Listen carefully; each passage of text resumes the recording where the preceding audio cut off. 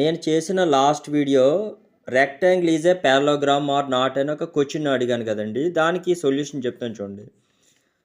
అంటే ఏంటి మనకి రెక్టాంగిల్ పారలోగ్రామా కాదా అని చూడండి. అసలు పారలోగ్రామ్ అంటే ఏంటి చెప్పండి. మనకి క్వశ్చన్లో ఉన్నది ప్యారలల్ అని.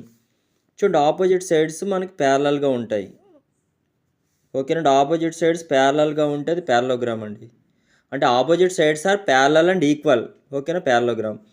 తర్వాత ఈ పారలోగ్రామ్లో ఒక యాంగిల్ తీసుకుందామండి. ఒక యాంగిల్ 90 degrees ఉందనుకోండి. ఒక యాంగిల్ 90 degrees ఉంటే ఏమవుతుందండి, రెక్టాంగిల్ కూడా అవుతుంది.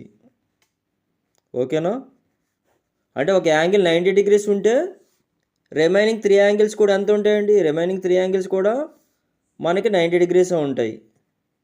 ఓకేనా, 90 degrees.